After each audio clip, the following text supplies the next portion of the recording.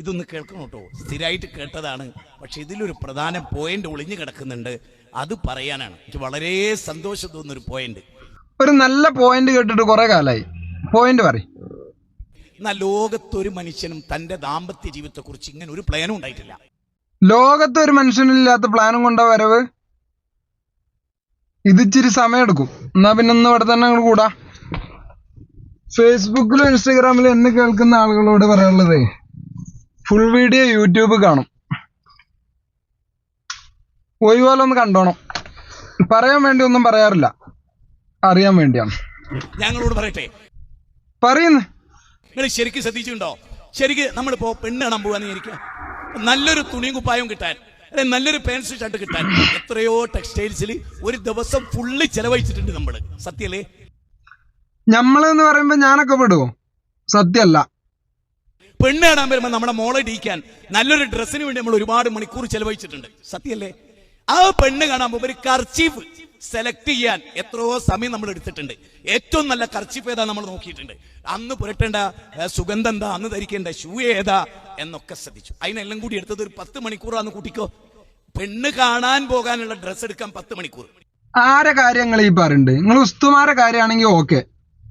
ഞങ്ങൾ സാധാരണക്കാരെ അഡ്രസ്സ് ചെയ്ത് പറയുകയാണെങ്കിൽ ഞാൻ പറയട്ടെ, സായനാത്താനെ പെണ്ണാണാൻ പോയപ്പോ ഏകദേശം 2 വർഷം പഴക്കമുള്ള ഡ്രസ്സ് ഇട്ടിട്ടാണ് പോയത്.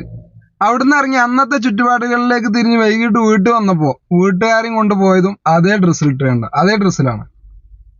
അതുകൊണ്ട് ബഹുവചനം ഒഴിവാക്കി. പെണ്ണ് കാണാനോ 2 മിനിറ്റ്. ഈ 2 മിനിറ്റോ ആദ്യത്തെ 10 മണിക്കൂറോ ഏതാ നിങ്ങളെ ശരിക്കും പ്രശ്നം? ഈ 2 മിനിറ്റ് കൊണ്ടോ പെണ്ണ് കണ്ട് പുറത്തിറങ്ങി, അപ്പോഴേക്കും വേർത്തൊക്കെ തുടങ്ങിയിട്ടുണ്ട്. പെണ്ണിനെ കണ്ട ഉടനെ വേർത്ത് തുടങ്ങുന്ന കേസ് അത് നിങ്ങളെ കൂട്ടത്തിലുള്ളവർക്കാ. ഞങ്ങളെ കൂട്ടണ്ട, മൊത്തവൽക്കരിക്കണ്ട. ഇഷ്ടപ്പെട്ട് 2 മിനിറ്റ് കൊണ്ട് ഓളത് എന്താ ഇഷ്ടപ്പെട്ടു? ഞാൻ എല്ലാവരോടും ചോദിക്കണേ, 2 മിനിറ്റ് കൊണ്ട് എന്താ ഇഷ്ടപ്പെട്ടു? ഓളെ മുഖം, ഓളെ സൗന്ദര്യം. ഓളെ സൗന്ദര്യം ഇഷ്ടമായി. അപ്പൊ നിങ്ങൾ ചന്ദ്രമൗലി പറഞ്ഞു കേട്ടിട്ടില്ല? ബാഹ്യമായ സൗന്ദര്യത്തെ തന്നെയാണ് മനുഷ്യൻ ഇഷ്ടപ്പെടുന്നത്, അല്ലാതെ മറ്റൊരാളുടെ മനസ്സിന്റെ നന്മയായിരുന്നെങ്കിൽ ഇന്ത്യയിൽ ഏറ്റവും കൂടുതൽ കാമുകന്മാരുണ്ടാവേണ്ടത് മദർ തെരേസക്കും കാമുകിമാരുണ്ടാവേണ്ടത് മഹാത്മാഗാന്ധിജിക്കുമായിരുന്നു. എന്താ ഉണ്ടാകാതെ പോയി? പിന്നെ മാന്യമായ ഒരു കുടുംബത്തേക്ക് പെണ്ണ് കാണാൻ കയറി ചെന്നിട്ട് ഓളെ മുഖ കണ്ടത്, അല്ലാതെ മൊത്തത്തിൽ കാട്ടിത്തരാൻ പറയാൻ പറ്റുമോ? അത് ചെറ്റത്തരല്ലേ? അതിന് പെണ്ണ് കാണാൻ പോവാന്നാ പറയാ? അതിന് വേറെ പോണം, മൈസൂർ ഭാഗത്തേക്കൊക്കെ. ഇജ്ജ് ആദ്യമൊക്കെ പെണ്ണ് കാണാൻ വരികയാണെങ്കിൽ ഒന്ന് ശ്രദ്ധിച്ചോണം. ഉളുമ്മാനോട് എങ്ങനെ പെരുമാറി അറിയോ? ഉളുപ്പാനോട് എങ്ങനെ പെരുമാറുന്ന അറിയോ? ഓക്ക് പ്രേമുണ്ടായിരുന്നു അറിയോ? ഓൾ എത്ര ആളെ പ്രേമിച്ചിരുന്നു എന്നറിയോ? 7ാം ക്ലാസ് തുടങ്ങിയിട്ട് 12ാം ക്ലാസ് വരെ 12 എണ്ണത്തിന് പ്രേമിച്ചോളാ കുത്തിരിക്കുന്നത്. ഇവിടെ ഇപ്പൊ വനിതാ കമ്മീഷൻ ഒന്നുമില്ല, പെൺകുട്ടികളെ അടക്കി ആക്ഷേപിക്കുകയാണല്ലോ. സ്വഭാവം അത് അന്വേഷിക്കലാടോ. അല്ല, ഏത് പഠനത്തിന്റെ അടിസ്ഥാനത്തിലെ 7ാം ക്ലാസ് തൊട്ട് 12ാം ക്ലാസ് വരെയുള്ള എല്ലാ കുട്ടികളും 12 ആൺകുട്ടികളെ പ്രേമിച്ചിട്ടുണ്ടാവും എന്നുള്ള കണക്ക് കിട്ടി? ഇനി അങ്ങനെയാണെങ്കിൽ തന്നെ ഒരു പ്രതീക്ഷയില്ലാത്ത 10-12 ആൺകുട്ടികളെ പ്രേമിച്ച ഒരു പെൺകുട്ടിയാണെങ്കിൽ എല്ലാ സംരക്ഷണവും സൗകര്യവും ഒരുക്കി കൊടുക്കുന്ന ഒരു ഭർത്താവിനെ സ്വന്തമായിട്ട് അവൾക്ക് കിട്ടിയ അവൾ എത്ര ഭംഗിയായിട്ട് പ്രേമിക്കും? മതപരമായും സാമൂഹികപരമായും ദാമ്പത്യ ജീവിതത്തിന്റെ അടിസ്ഥാന ഘടകം പ്രേമല്ലേ മാഷേ? അപ്പൊ ഈ എക്സ്പീരിയൻസ് ഉള്ള ആളെ കെട്ടുന്നതല്ലേ നല്ലത്? നിങ്ങളെങ്ങനെ കെട്ടിയത്? ലോകത്തിൽ ഒരു മനുഷ്യനും ഇല്ലാത്ത നിങ്ങളെ പ്ലാൻ എന്തായിരുന്നു? ഞാൻ ഇന്നലെ എന്റെ വീട്ടിൽ ആരോ വന്നപ്പോ ഞാൻ പറഞ്ഞു, എന്റെ ഭാര്യയുണ്ട്. ഞാൻ പറഞ്ഞു, ഇവിടെ 2 മാസം ഞാൻ പെണ്ണുണ്ട്. 2 മാസം അവിടെ വിശ്വസിക്കോ? 2 മാസം പെണ്ണ് കാണാൻ പോയിരുത്തനെ തുടർച്ചയായിട്ട് 2 മാസം കാണും. 2 മാസമല്ല, അതിലൊക്കെ എന്തോന്ന് തോന്നാൻ.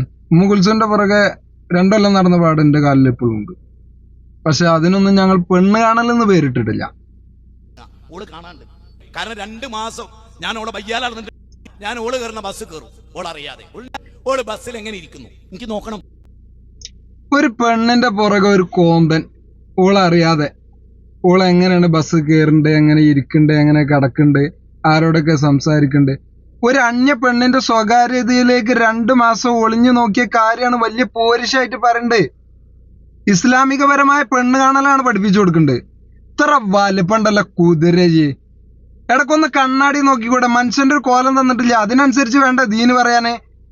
ഓളറിയാത്തത് നന്നായി. ഓളെങ്ങാനും അറിഞ്ഞ് കേസ് കൊടുത്തുകൂടെങ്കിൽ ഈ അപരാധപ്പ് ഞങ്ങൾക്ക് കേൾക്കേണ്ടി വരില്ലായിരുന്നു.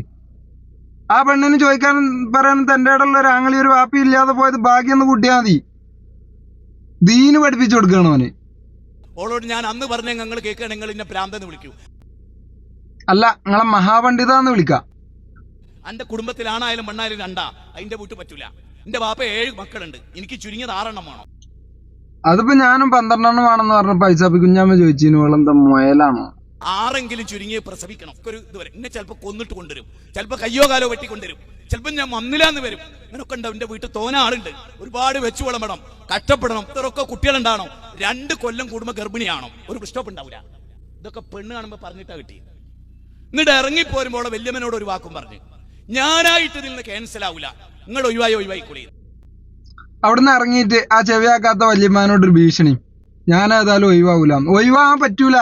2 മാസം ഒരു പെണ്ണിന്റെ പുറകെ നടന്ന് ഓളെ എല്ലാം നോക്കി കണ്ട പിന്നെ മനസ്സ് കൈവിട്ടു പോവും. അതുകൊണ്ടാണ് ഇസ്ലാം പറഞ്ഞത് ഒരു നോട്ടം നോക്കിയാൽ മതി, രണ്ടാമതൊന്നും നോക്കരുത് എന്ന്. ഒരു പെണ്ണിന്റെ ബാക്ക് കൂടി ഒലിപ്പിച്ച് നടന്നിട്ടേ, അങ്ങനെ ഒലിപ്പിച്ച് നടക്കേണ്ട ആൾക്കാരാണ് പിന്നെ ആ പെണ്ണിനെ കിട്ടിയില്ലെങ്കിൽ ആസിഡ് പകരാനും കൊല്ലാനും ആത്മഹത്യ ചെയ്യാനൊക്കെ നടക്കുക. 2 മിനിറ്റ് കൊണ്ട് പെണ്ണുണ്ട് പോകുന്ന, വേണ്ടെങ്കിൽ ഒഴിവാക്കാൻ വലിയ മനപ്രയാസം ഉണ്ടാവില്ല. എന്നിട്ട് എന്റെ കണ്ടീഷനൊക്കെ ഓളെ അംഗീകരിച്ചും ചെയ്തോ?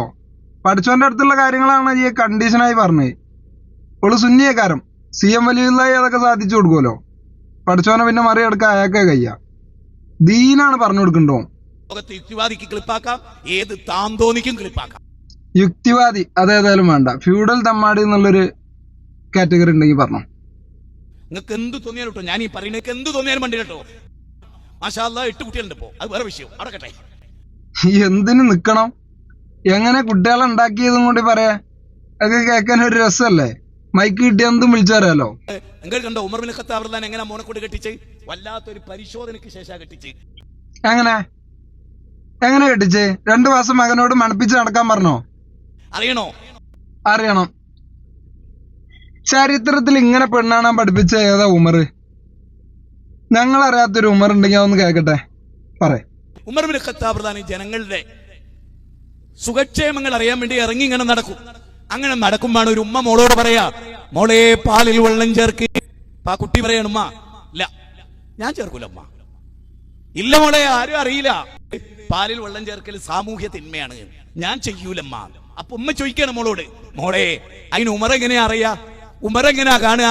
ധാർമ്മിക ജീവിതം നമ്മളെ വിഷയം, ധാർമ്മിക ജീവിതം. അപ്പൊ ആ കുട്ടി പറയുന്ന വാക്കെന്താ അറിയോ? ഉമ്മാനേക്കാളും പക്വത കുറവായിക്കല്ല മോക്ക്, ഉമ്മാക്കാണല്ലോ പ്രായം കൂടുതൽ, ഉമ്മയാണല്ലോ കൂടുതൽ ഭക്ഷണം കഴിച്ചിട്ടുണ്ടാവുക. കൂടുതൽ ഭക്ഷണം കഴിക്കലൊക്കെ പക്വതയുടെ മാനദണ്ഡം ആരാ പറഞ്ഞ്? കാക്കാൻ്റെ കുട്ടിനെ ആരോ പറഞ്ഞ് പറ്റിച്ചതാണ്.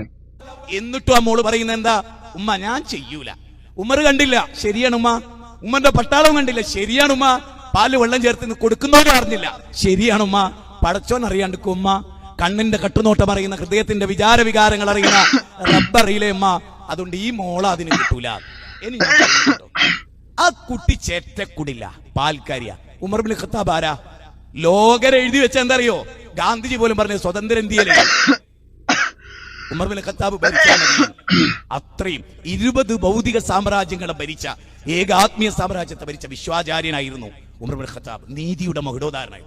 അദ്ദേഹം ആ വീടിന് മാർക്കിട്ടു. അദ്ദേഹം മോളെ സൗന്ദര്യം കണ്ടിട്ടില്ല, കുട്ടിന്റെ വലുപ്പ ചെറുപ്പം അറിഞ്ഞിട്ടില്ല, പക്ഷെ കുട്ടിയുടെ ക്വാളിറ്റി അതിന് മാർക്കിട്ടു വീട്ടിന്. പിറ്റേന്ന് രാവിലെ വീട്ടിൽ ചെന്നിട്ട് സ്വന്തം മോനോട് ചോദിക്കണം എന്തറിയോ? ഖാസിമേ, രഹസ്യത്തിലും പരസ്യത്തിലും ധാർമ്മികത കാത്തു സൂക്ഷിച്ച് ജീവിക്കുന്ന അടിവരട്ടോ ധാർമ്മിക ജീവിതം. രഹസ്യത്തിലും ഉമർ ബിൻ ഖത്താബ് റളിയല്ലാഹു അൻഹു മനസ്സിലാക്കി എന്തറിയോ? ഒരു തുള്ളി പാലിൽ വെള്ളം ചേർക്കൂലെങ്കിൽ അമൂല്യമായ ചാരിത്രത്തിൽ ആ പെണ്ണ് പങ്കു ചേർക്കുവോ? എന്റെ മോനെ പറ്റിയ പെണ്ണാ. മതി, ഇന്നത്തെ കോട്ട തീർന്ന്. ഇന്നിഞ്ഞുണ്ട്. എന്റെ പ്ലാനും കൊണ്ടുവരുമ്പോ മിനിമം ഒരു കാഞ്ചനമാല മൊയ്തീന്റെ കഥയെങ്കിലും പറഞ്ഞ് അവസാനിപ്പിക്കാനുള്ള ബുദ്ധിയെങ്കിലും എനിക്ക് വേണ്ടേ? ഇതാ ഞാൻ മുമ്പ് ചോദിച്ചത്. ഇവർക്കൊക്കെ സ്റ്റേജ് കയറുമ്പോ കട്ടൻ ചായ എന്നും പറഞ്ഞ് നിങ്ങൾ ഒഴിച്ചു കൊടുക്കുന്നത് ഉമർ പഠിപ്പിച്ച ദീനില് പെണ്ണിനെ മകൻ പോയിട്ട് വാപ്പ പോലും കണ്ടിട്ടില്ല. നല്ല സ്വഭാവമുള്ള കുട്ടിയാണെന്നുണ്ടെങ്കിൽ കല്യാണം കഴിക്കാം. അല്ലാതെ ഓളെ ബാക്കില് ചാരപ്പണി എടുത്ത് 2 മാസം നടക്കണമെന്ന് ദീനി പഠിപ്പിച്ചിട്ടില്ല. എന്റെ പൊന്നു മുജാഹിദ് കുട്ടികളെ, തലക്ക് സംഘടന പിടിച്ചിട്ട് നേതാക്കന്മാര് പറയണ്ടക്ക് ദീനാണെന്ന് കരുതി കണ്ണ് കണ്ട പെൺകുട്ടികളെ ബാക്ക് കൂടെ അടി വാങ്ങാൻ നിൽക്കണ്ട. ഇത് മുജാഹിദത്ത് റഹ്മത്തുള്ളാഹി ഖാസിമി കയറല്ലേ? കണ്ണേറട്ടാക്കാൻ എല്ലായിടത്തും ഉണ്ടാവുമല്ലോ ഓരോ കോലങ്ങള്. നിങ്ങൾക്ക് ഇത് ഒന്നെ ഉള്ളൂ. ഇനി പകരം ഹസനിനെ പോലത്തെ കുറെ കൈതകൾ ഇവിടെ കെട്ടിക്കിടക്കുന്നുണ്ട്, വേണമെങ്കിൽ തരാം. യുവതലമുറയിൽപ്പെട്ട മക്കളോട് പറയാനുള്ളത്, അത് മുജാഹിദ് ആയിക്കോട്ടെ, സുന്നി ആയിക്കോട്ടെ, ദബിലി ആയിക്കോട്ടെ, ഏതായാലും പ്രശ്നമില്ല. ദീന് പഠിക്കാൻ ഒരുപാട് സംവിധാനങ്ങളുണ്ട്. അതൊക്കെ ഉപയോഗപ്പെടുത്തി അവനാന്റെ കുടുംബത്തിന് നിങ്ങൾ ദീന് പഠിപ്പിച്ചു കൊടുത്തോളി.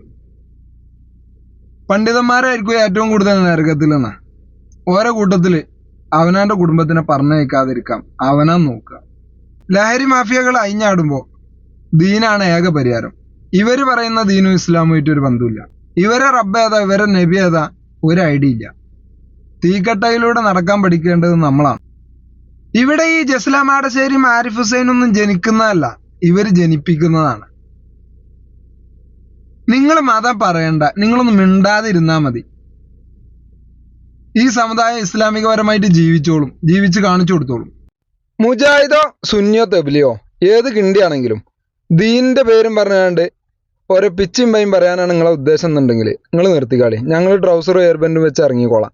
ഞങ്ങൾ പറഞ്ഞോളാം ദീന്, ഞങ്ങൾക്കറിയാം. നിങ്ങളെ കൊണ്ട് ഇത് കൂട്ടിയാൽ കൂടുതലെങ്കിലേ നിങ്ങളേ വിട്ടോളി, നിർത്തിക്കാളി.